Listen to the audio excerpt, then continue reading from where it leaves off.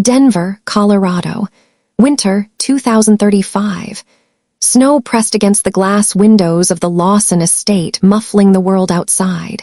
Inside, the air was thick, expectant, greedy. I sat in the back, almost invisible, while the lawyer unfolded a single sheet of paper under the golden light of the chandelier. My father, Richard Lawson, leaned forward like a king about to be crowned. "The estate," the lawyer read, "valued at $280 million, transfers fully to Richard Lawson." My father's smile spread wide. His handshake with the attorney was firm, victorious. He didn't even glance my way when he turned and spoke. His voice was sharp enough to cut through the silence. "Sophia, you've been a dreamer too long. Pack your things. This house is not yours anymore." The words should have broken me, but they didn't. I clenched my fists beneath the table, forcing my breath steady. And when I finally answered, it was only one word. "Fine." No tears, no begging, just silence. Because he didn't know my grandmother had left me something no fortune could ever erase. My father, Richard Lawson, had always been a man of ambition, loud, restless, hungry for more. He saw our family's name as a crown to be worn, not a duty to be carried. But my grandmother, Eleanor Lawson, was different. She had built the Lawson empire not with greed, but with grit. Eco-resorts that blended with mountainsides, retreats that hired locals, preserved forests, and gave back more than they took. When I was little, she would take me by the hand, lead me through the resort kitchens, the staff dorms, the trails where visitors walked. She'd whisper as if sharing secrets with me alone. "Legacy belongs to those who protect, not those who consume." While my father counted profits, Eleanor taught me how to read the books, how to sit with workers during lunch, how to understand that a business breathes only if people trust it. She never said it outright, but I felt it. She was shaping me, quietly, carefully, as if she knew the day would come when I would need to stand against him. That night, after the will reading, as I packed the last of my things, her presence clung to me like the scent of cedar wood. I opened her old oak desk, one I wasn't supposed to touch. Inside, hidden in a shallow drawer, was a small brass key and a single note, faded and fragile. "The true will is not written in ink, but in proof of care. Find the trust." My heart raced. My father thought he had stripped me of everything. But in that moment, I realized my grandmother had left behind a seed, and it was mine to grow. The next morning, suitcase by the door, I was ready to leave the Lawson estate behind. My phone buzzed, an unknown number. "Sophia Lawson," a woman's voice asked. "This is Marian Vega, your grandmother's attorney. She left me instructions, ones your father wasn't supposed to hear." My grip tightened on the handle. "Instructions," whispered. "Meet me at my office," she said simply. "You'll understand." Hours later, I sat across from Marian in a quiet room lined with law books. She slid a thick folder across the desk. The papers inside smelled of old ink and cedar like Eleanor herself. "What your father received," Marian began, "was only the surface. Eleanor prepared something far deeper, a community trust, valued at the full $280 million. My breath caught. I looked at her, confused. "But he already has the estate." Marian shook her head, a knowing smile curling at her lips. "No, he has access, conditional access. The trust states that Richard Lawson may only use the funds if you, Sophia Lawson, are co-trustee. Every decision requires your signature." I stared at the clause written in my grandmother's bold, deliberate handwriting. Each line was a blade. Marian leaned closer. "And there's more. If Richard pushes you aside, or if you withdraw your consent, the entire fortune reverts to the Eleanor Foundation, a non-profit charity with you as its sole heir." Silence filled the room, heavy, electric. My father hadn't won. He hadn't even realized he was playing her game. Marian's eyes softened. "Your grandmother, she played the long game, Sophia, and she put the power in your hands." For the first time since that brutal night, my lips curved into a smile, not of joy, not of relief, but of certainty.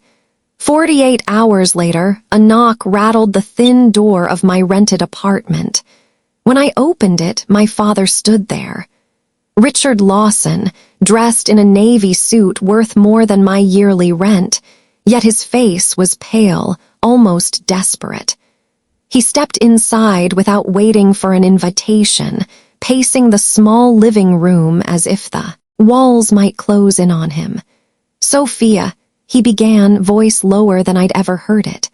"Let's be practical. We can make this work together." I stayed by the window, arms crossed, watching the man who had once banished me like a stranger in my own home.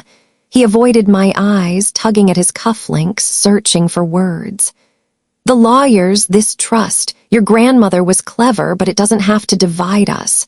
If we present a united front, the fortune, the empire, it's still ours." I let the silence hang long enough for him to fidget, to feel the weight of it. Then I turned, meeting his gaze head-on. "No, Dad, we'll make it work exactly the way Grandma wrote it. You follow her terms, or you lose everything." His jaw clenched. For once he had no sharp retort, no booming laugh. His lips trembled as if the truth had stolen his breath. In that moment, I understood. The power he thought was his had shifted, quietly, irrevocably. Richard Lawson might still have the title, the estate, the clothes of a king, but I, his discarded daughter, held the crown. In the months that followed, I refused to waste a single second. While my father scrambled to keep his grip on the Lawson name, I poured my energy into the trust, the way my grandmother intended.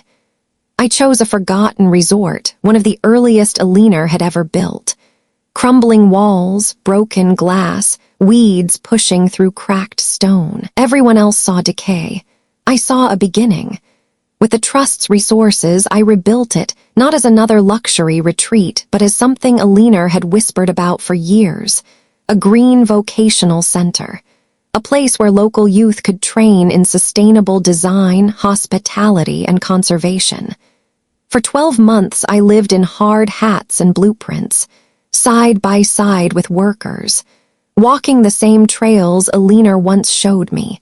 Day after day, the press started showing up, not for Richard, but for me. Sophia Lawson, the new face of the Lawson legacy. Headlines called me visionary. Community leaders called me partner. Guests saw me not as an heiress, but as a builder. And my father, he still stood in photographs, clinging to my side at ribbon cuttings. His smile stretched wide, but it never reached his eyes, because everyone could see it now. The empire no longer orbited him.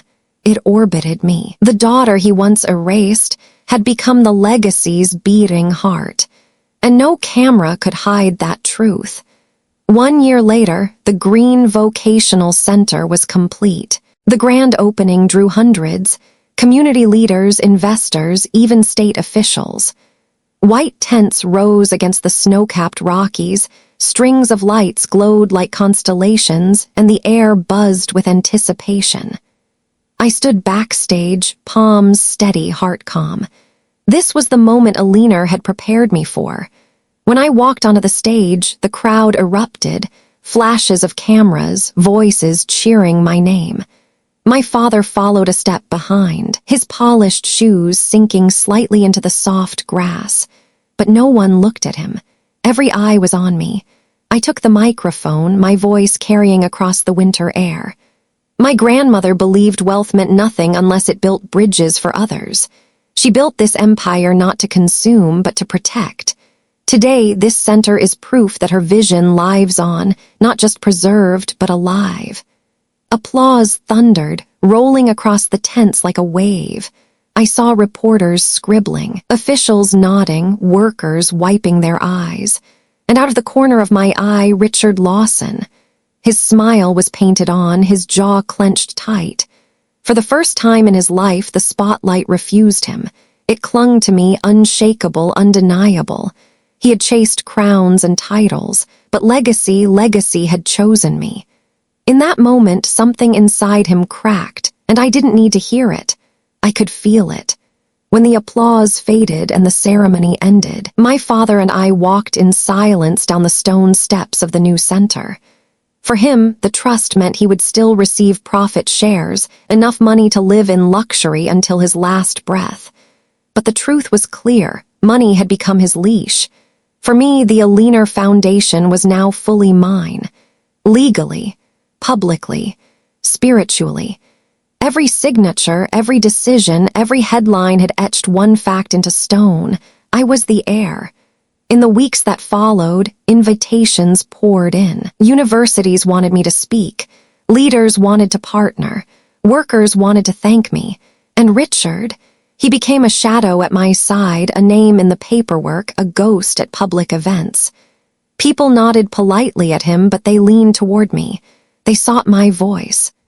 One evening, as the sun dipped behind the Rockies, I stood on the balcony of the foundation office, overlooking the lights of Denver.